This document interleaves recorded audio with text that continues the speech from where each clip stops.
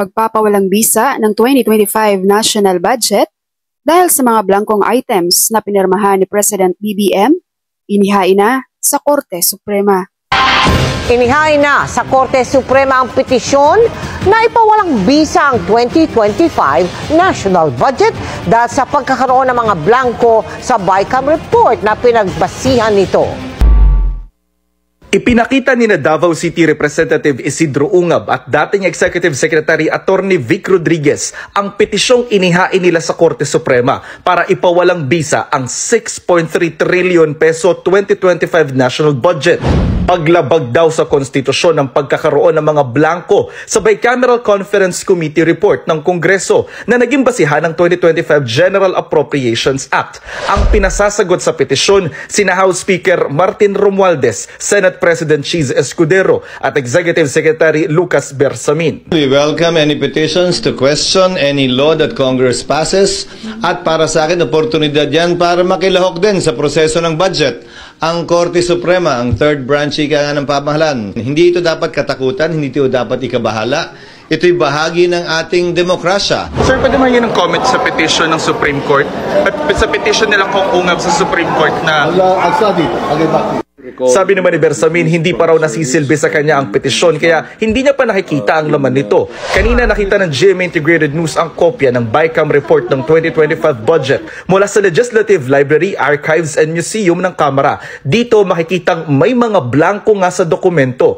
Kahapon, inamin ni House Appropriations Chairman Representative Stella Kimbo na may mga blanko nga silang items sa BICAM report pero hindi raw nito maapektuhan ang validity ng budget dahil napag-usapan na ang pondo para sa mga ito.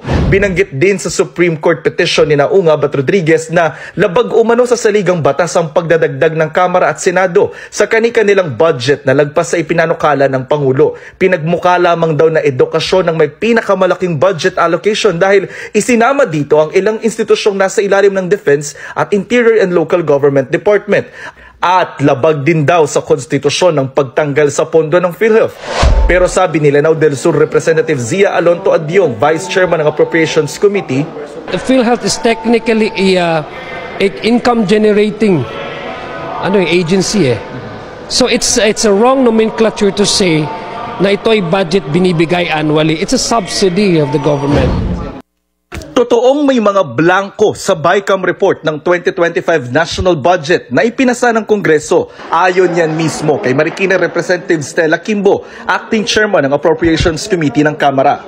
But we do acknowledge po that there are blanks na po doon sa BICAM report na pinirmahan ng BICAM and ni-ratify ng Senate. Yeah, so notwithstanding any typographical errors or any adjustments that are needed as a result of amendments, ay authorize naman po ang technical staff ng both House and Senate to make all of these necessary corrections. Pero sabi ni Kimbo, kahit may mga blanko, tukoy na ang pondo sa lahat ng items sa budget bago pa pirmahan ng BICAM members ang BICAM report. Otorisado raw kasi ang mga technical staff ng Kamara at Senado para gumawa ng anyay correction sa pondo batay sa omnibus motion na ito na nasa BICAM report. Lahat po ng naging corrections ng ating technical staff, lahat po yan ay ministerial na lamang. Ibig sabihin, calculator activity na lang po. So, lahat po, wala na po silang discretion dahil lahat po ay decided na po by the BICAM members at the point of signing. Pero tanong ng media kay Kimbo, considered typographical error daw po yung pag-fill in the blanks ng mga amount?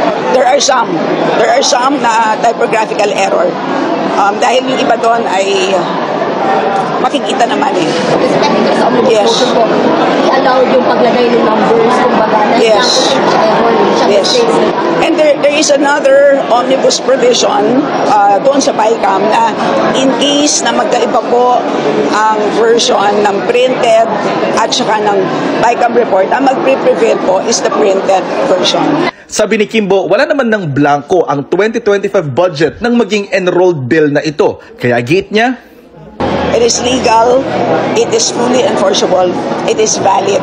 Dahil po ang ating enrolled bill, ibig sabihin po ang General Appropriations Bill na nanggaling po sa Congress ay kompleto. walang blank. So that's basically the reason for why ang naging basihan ng GAA ay kompleto din. Banat ni Kimbo, walang basihan at politika lang ang pagbatikos sa 2025 budget. Sinusubukan namin kunan ng pahayag ang Malacanang at Senado sa mga sinabi ni Kimbo. Pero dati nang sinabi ni Executive Secretary Lucas Bersamin, walang blanco sa enrolled bill na dinala sa palasyo at pinirmahan ng Pangulo. Ano man daw tanong tungkol sa BICAM report, dapat Kongreso ang sumagot.